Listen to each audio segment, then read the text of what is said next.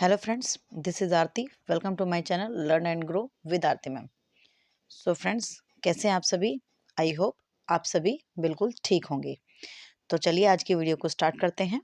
और स्टार्ट करने से पहले आ, आपको क्लियर हो गया होगा कि अब जो है आपका एग्ज़ाम जो है 8 और 9 फेब को होने वाला है ना। 99%। इसकी वीडियो मैं ऑलरेडी शेयर कर चुकी हूँ, आई होप आप लोगों ने देख ली होगी। तो कैसे क्या सिनेरियो है, सारी बातें मैंने उसमें डिस्कस की हैं। जिन स्टूडेंट्स ने नहीं देखी है वो एक बार जाकर चेकआउट कर ले और अपने एग्ज़ाम की जो प्रिपरेशन की जो स्पीड है उसको जो है 2x कर ले, है ना। क्योंकि अगर आप उसी स्पीड में पढ़ेंगे तो बात नहीं बनेगी। और डियर स्टूडेंट्स, मैं देखती हूँ कि आप वीडियो को कंप्लीट नहीं देखते हैं। देखिए, इससे आपका बहुत बड़ा लॉस हो रहा है सच में। आप वीडियो को कंप्लीट देखिए। हो सकता है एक बार चीज़ आपको ना समझ में आए तो उसको स्पीड स्पीड में आप 2 बार तो कम से कम देखिए। उससे क्या है कि टॉपिक आपका क्लियर हो जाएगा, है ना। अब ये जो क्वेश्चन है, ये जो टॉपिक है आपका हेरिडिटी एंड एनवायरनमेंट, ये बहुत इंपॉर्टेंट टॉपिक है, बहुत इंपॉर्टेंट। लगभग जितने भी टीचिंग एग्जाम्स हैं, हर एग्जाम्स में इस टॉपिक से क्वेश्चन आते हैं। बहुत इंपॉर्टेंट है। चाहे वो आपका सीटेट हो, चाहे वो आपका डीएसएस भी हो, चाहे एनवीएस हो, चाहे केवीएस हो, चाहे कोई भी हो, है ना। सभी टीचिंग एग्जाम्स के लिए ये जो चैप्टर है आपका बहुत इंपॉर्टेंट है और बहुत छोटा है। ठीक है, बहुत कम टाइम में हम इस चैप्टर को कवर कर लेंगे। और अगर ये चैप्टर आप पूरी तरह से वॉच कर लेते हैं तो आप देखेंगे कि यहाँ से बनने वाले 2 से 3 क्वेश्चन जो हैं आपके इजीली निकल जाएंगे। छोटा चैप्टर है इसलिए 2 से 3 नंबर का ही वैल्यू यहाँ पे ये रखता है। और अलग अलग एग्जाम्स में देखें तो कई नंबर इस चैप्टर से सिक्योर हुए हैं। ठीक है, तो बिना देरी के स्टार्ट करते हैं। और चैनल पे नए हैं तो प्लीज़ सब्सक्राइब कर लेना। ठीक है, तो चलिए स्टार्ट करते हैं। देखिए, अब बात करते हैं हम कि जो मानव विकास को प्रभावित करने वाले कारक कौन से होते हैं। तो जो मानव विकास को प्रभावित करते हैं, है ना, वो कौन से फैक्टर होते हैं। तो वो 2 फैक्टर होते हैं, एक होता है आपका हेरिडिटी और एक होता है आपका एनवायरनमेंट। बहुत इंपॉर्टेंट है, दोनों ही बहुत ज़्यादा इंपॉर्टेंट है। ठीक है, जो ये चीज़ें हमने डेवलपमेंट में भी कवर की थी। अगर आपने डेवलपमेंट वाली वीडियो में देखी हो तो उसमें भी हमने इस चीज़ को बिल्कुल अच्छे से कवर किया है ना। डेवलपमेंट बेसिकली है क्या? इन्हीं दोनों का तो प्रोडक्ट है। हेरिडिटी और एनवायरनमेंट का ही प्रोडक्ट है क्या आपका डेवलपमेंट। ओके, अब समझते हैं हेरिडिटी को। तो देखिए, जो हेरिडिटी होती है वो प्रक्रिया होती है जिसके द्वारा माता पिता के शारीरिक और मानसिक गुण संतान तक पहुंचते हैं, है ना। कई चीजें आप देखते हैं, हम कहते हैं कि ये तो बच्चे को हेरिडिटी से मिली है, यानी कि जो चीज पेरेंट्स में थी, है ना, वही चीज जो है बच्चे में ट्रांसफर होती है, वही गुण बच्चे में ट्रांसफर होते हैं। और कई बार जो है कई बार हम ऐसा भी देखने में आता है कि जो दादा दादी के गुण हैं वो भी बच्चे में ट्रांसफर होते हैं। कई बार मैटरनल जो ग्रैंड पेरेंट्स होते हैं उनके गुण बच्चे में ट्रांसफर होते हैं। तो ये कैसे होता है? ये हेरिडिटिकल प्रोसेस होता है ये। ठीक है, तो ये जो है एक स्थायी और प्राथमिक संरचना है। मतलब heredity is static and primary structure.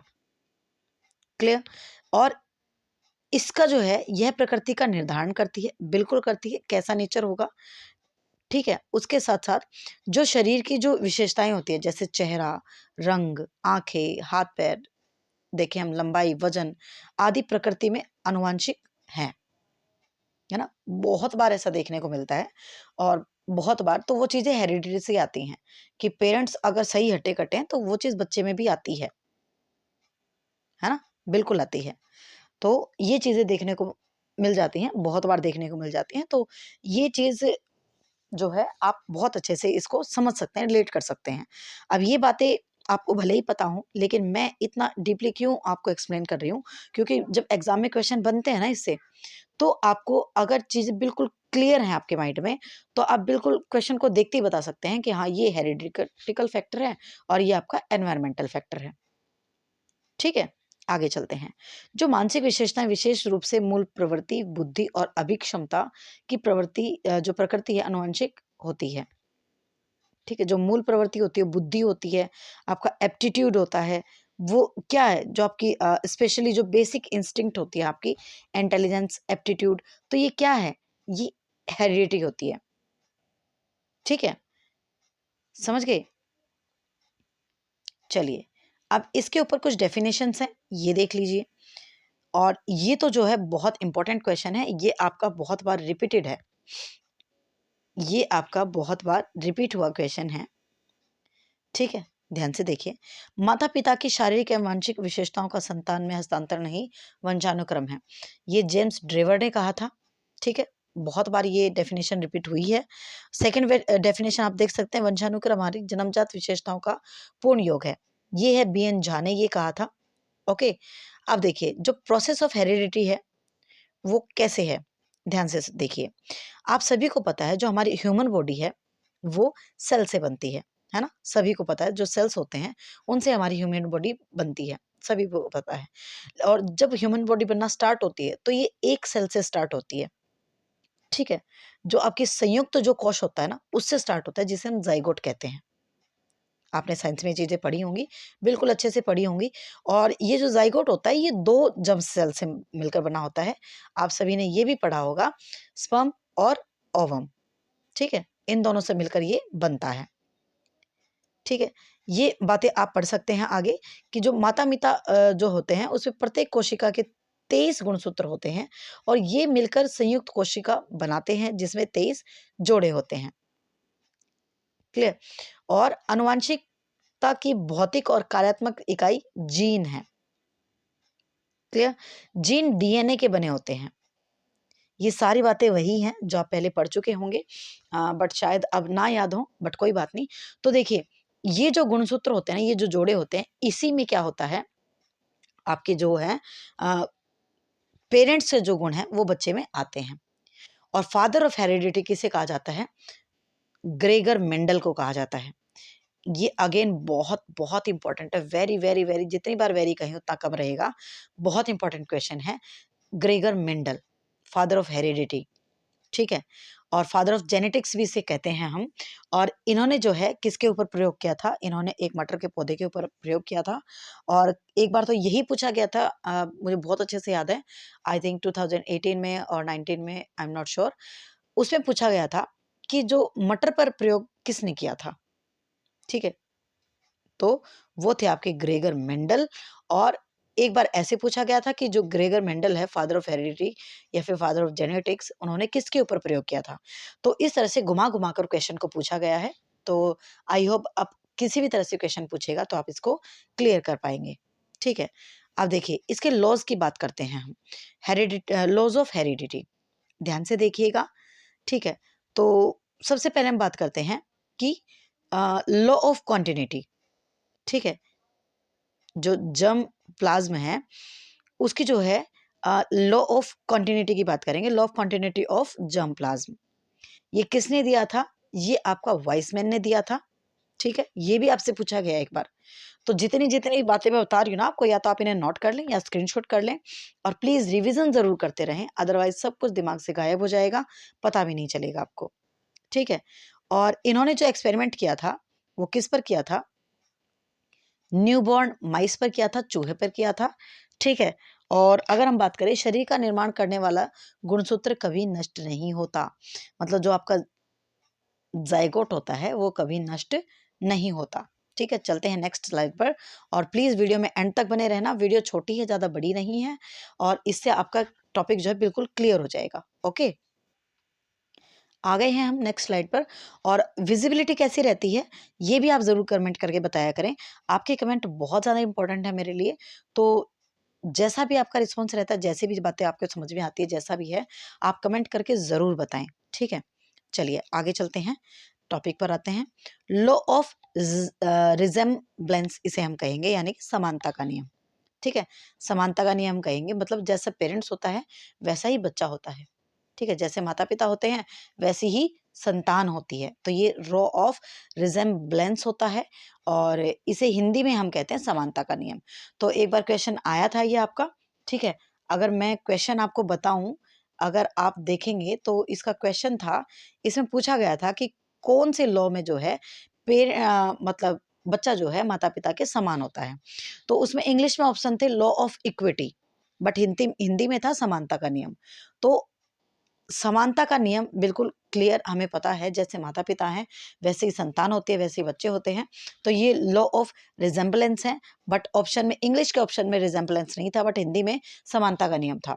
तो समानता का नियम आपने पढ़ा था, तो राइट आंसर आपका यही हो जाना था। क्लियर। अब है लॉ ऑफ वेरिएशन। अब इसमें क्या होता है, बालक अपने माता पिता के बिल्कुल समान न होकर कुछ भिन्न होता है। बिल्कुल सेम कॉपी थोड़ी होता है ना, थोड़ा डिफरेंट भी होता है, बिल्कुल होता है। तो ये क्या होता है, लॉ ऑफ वेरिएशन होता है। इन लॉज से क्वेश्चन पूछे जा सकते हैं आपसे, क्योंकि पहले पूछे गए हैं। ठीक है, तो ध्यान से बने रहें। उसके बाद है law was verified bye Darwin and Lamarck, यानी कि ये जो नियम है डार्विन और लेमार्क द्वारा स्पष्ट किया गया है। कौन सा, लॉ ऑफ वेरिएशन। अगर आपसे पूछा जाए कि लॉ ऑफ वेरिएशन किसके द्वारा वेरीफाई किया गया है, तो वो किया गया है आपका डार्विन और लेमार्क के द्वारा। ठीक है। अब एक कॉज ऑफ वेरिएशन। अब इसके कारण क्या होते हैं, इसके कारण होते हैं म्यूटेशन यानी कि उत्परिवर्तन, और दूसरा इसका रीजन होता है आपका नेचुरल सिलेक्शन यानी कि प्राकृतिक चयन। तो ये दो कारण होते हैं आपके कॉज ऑफ वेरिएशन के। ठीक है, बच्चा मतलब पेरेंट से अलग होता है, तो इसके ये दो कारण होते हैं। ओके, चलते हैं नेक्स्ट बार आपका लॉ ऑफ रिग्रेशन। इसमें क्या होता है, इसमें बेसिकली होता ये है कि बालक अपने माता पिता के विशिष्ट गुणों की अपेक्षा सामान्य गुणों को ग्रहण करता है। कई बार आप देखेंगे कि जो पेरेंट्स में जो स्पेशल गुण होते हैं ना, स्पेसिफिक जो क्वालिटीज होती हैं, वो ना लेने के बजाय जो जनरल क्वालिटीज होती हैं वो बच्चे में ट्रांसफर होती हैं। ठीक है। हाँ, बहुत बार तो नहीं, बहुत कम बार ऐसा देखा गया है कि जो स्पेशल गुण होते हैं ना बच्चे में, पेरेंट्स में, वही गुण बच्चे में आ गया। बट ये बहुत रेयर होता है। मोस्टली क्या होता है कि जो जनरल जो क्वालिटीज होती हैं वही आती हैं बच्चे में। ठीक है, चलिए आगे चलते हैं। आगे आपका law of transmission of acquired trait. अब देखिए ये क्या है, ध्यान से देखिएगा। अर्जित गुणों का स्थानांतरण का नियम। अब इसमें क्या होता है कि मतलब ये आपको बताता है कि जो पेरेंट्स के जीवन काल में, मतलब जो पेरेंट्स होते हैं और वो अपनी लाइफ में जो है एक्वायर करते हैं जो चीज़ें, वो लक्षण बच्चे में नहीं जाते हैं। ठीक है, मतलब जो पेरेंट्स के एक्वायर्ड चीज़ें होती हैं वो बच्चे में नहीं जाती है। अब मान लीजिए आप पढ़ रहे हैं, आप बिल्कुल एमए पीएचडी या फिर और भी बहुत सारी डिग्रीज आप कर लेते हैं, तो ज़रूरी नहीं है कि जो आपका बच्चा होगा आपका ये चीज़ें उसके अंदर ट्रांसफ़र होंगी। ऐसा होता नहीं है, बिल्कुल नहीं होता। ठीक है, आगे चलते हैं। कुछ लक्षण जन्म से होते हैं, लेकिन कुछ हमारी ज़रूरतों के अनुसार खुद को समायोजित करने के लिए ग्रहण कर लिए जाते हैं। बिल्कुल, है ना? कुछ तो बचपन से होते ही हैं, लेकिन कुछ जो है ज़रूरतों को पूरा करने के लिए कर लिए जाते हैं। जैसे जिराफ है ना? बहुत अच्छा एग्ज़ाम्पल है, जिराफ है। लेमार्क ने ये जिराफ का एग्ज़ाम्पल लिया था। तो जिराफ की लंबी गर्दन का उदाहरण, मतलब जिराफ की लंबी गर्दन ठीक है, लेकिन उसको उसने क्या कर लिया, उसको यूज़ कर लिया। किस तरह से? अब वो जो है अ, बहुत ऊँचाई तक जो है उन पत्तियों को खा सकता है, राइट? तो इस तरह से उन्होंने जिराफ का एग्जाम्पल लिया, और इस तरह से आप बाकी भी जानवरों का एग्जाम्पल ले सकते हैं। आगे है law of biometry. Again important है। लॉ ऑफ बायोमेट्री जो है ये दिया था आपका फ्रांसिस गाल्टन ने। ठीक है, फ्रांसिस गाल्टन ने जो है इस लॉ को दिया था। ओके, अब देखिए आगे बात करते हैं कि जरूरी नहीं कि बच्चे सिर्फ माता पिता के गुण आए, बल्कि उसमें दादा दादी नाना नानी उसके उनके पूर्वजों के गुण घटते क्रम में आते हैं। बिल्कुल, बिल्कुल, है ना?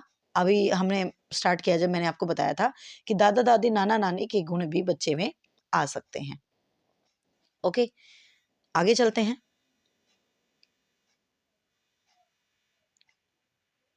देखिए, अब कौन-कौन इस बारे में बात करता है, ठीक है? मानव विकास पर वंशानुक्रम का प्रभाव।